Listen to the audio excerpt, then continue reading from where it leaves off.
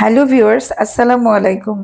আজ আমি আপনাদের খুব সহজ অথচ খুবই মজাদার রসুনের ভাজি করে দেখাবো। আমি এজন্য আ ৭ টা একেবারে দেশি রসুন নিয়েছি, যেগুলোর কোয়াগুলো খুবই ছোট, ছোট, খুব সুন্দর একেবারে। রসুন আসলে ভাজিটা খেতেও কিন্তু খুব টেস্টি। রসুন আমাদের শরীরের জন্য ভীষণ উপকারী। এটা লিভার, মূত্রাশয়ের জন্য ভীষণ উপকারী। আর কাঁচা রসুন বেশি উপকারী। আর আমি যেভাবে ফ্রাই অর্থাৎ ভাজি করব সেটাও কিন্তু খুব উপকারী। তাছাড়া রসুন চুল পড়ার সমস্যা রোধ করে, এটা অ্যান্টিঅক্সিডেন্টের কাজ করে, আরো অনেক ধরনের সমস্যার সমাধান করে। আমি আপনাদের দেখিয়ে দিচ্ছি কিভাবে আমি রসুন ভাজি করছি এবং সেটা খেতে কত মজাদার হয়। আমি আগেই বলেছি আমি ৭ টা দেশি রসুন নিয়েছি। সেগুলোকে প্রথমে আমি ভালো করে ধুয়ে নিব। এটাকে আমি ধুয়ে নিব।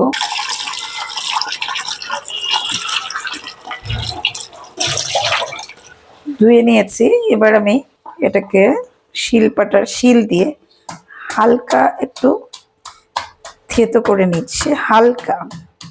এটা যেমন কোষগুলো ছেড়ে গেল, প্লাস ভেতরে একটু একটু, পুরো রস বের হবে না, হালকা মতো। আর উপর থেকে এই চামড়াটা, উপরের যে একটু একটা লেয়ার, এই চামড়াটাকে খুলে ফেলছি। এখন অনেক বড় বড় রেস্টুরেন্টে কিন্তু রসুন ফ্রাই অনেক দামেই কিনে খেতে হয়, অথচ এভাবে আমরা যদি বাসায় তৈরি করি তাহলে কিন্তু খরচটাও কম হয় আর একটা টেস্টি উপকারী খাবার পাওয়া যায়।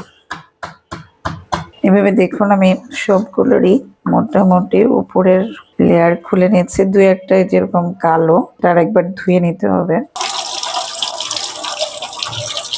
এভাবে আমি ৭ টা রসুনই দেখুন সুন্দরভাবে কোষগুলো আলাদা করে নিয়ে একটু থেতো করে নিয়েছি, যে হালকা এভাবে থেতো, পুরাটা না, রস বের হবে না কিন্তু ফেটে যাবে। এবার আমি উঠিয়ে নিচ্ছি, উঠিয়ে ভেজে ফেলবো। সেদিন উত্তরের একটা রেস্তোরাঁতে, বুফে রেস্তোরাঁ, সেখানে বুফে খেতে যেয়ে রসুনের এই সুন্দর ভাজিটি আমার এত পছন্দ হলো যে এই ভাজিটি বাসায় এসে করার লোভ সামলাতে পারলাম না, তাই নিজেও করে খাচ্ছি আর আপনাদেরও দেখিয়ে দিচ্ছি। প্রথমে আমি একটি কড়াই নিয়ে তাতে তেল দিয়ে দিচ্ছি।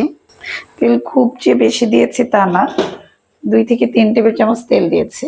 তেলটা গরম করে নিচ্ছি। তেল বেশ কিছুটা গরম হলে আমি এর মধ্যে রসুনগুলো দিয়ে দিচ্ছি।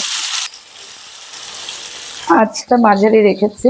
এবার লবণ আমি আধা চা চামচের চেয়ে একটু বেশি দিচ্ছি, আর মরিচের গুঁড়া দিয়ে দিচ্ছি এই আধা চা চামচের মতো, দিয়ে এবার নাড়াচাড়া করে নিচ্ছি।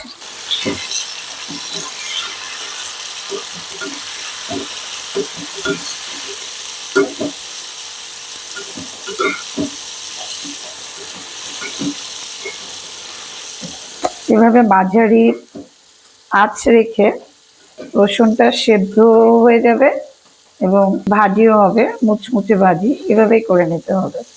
আমি বেশ কিছুক্ষণ ধরে ভাজবো।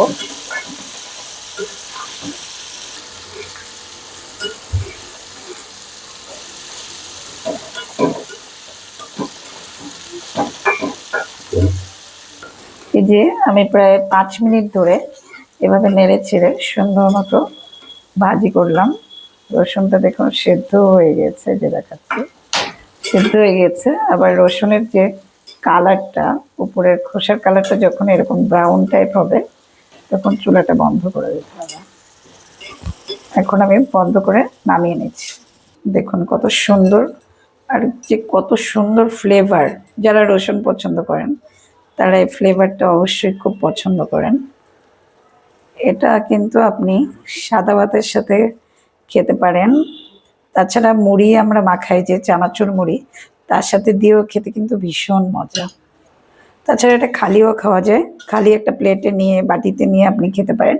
খেতে এমনি খালি খেতেও খুব মজা। আশা করি রেসিপিটি আপনাদের ভালো লেগেছে। ভালো লাগলে প্লিজ আমার পাশে থাকুন, আমার চ্যানেলকে সাবস্ক্রাইব করুন। আর যারা সাবস্ক্রাইব করেছেন তাদের অসংখ্য অসংখ্য ধন্যবাদ। সবাই ভালো থাকবেন। আল্লাহ হাফেজ।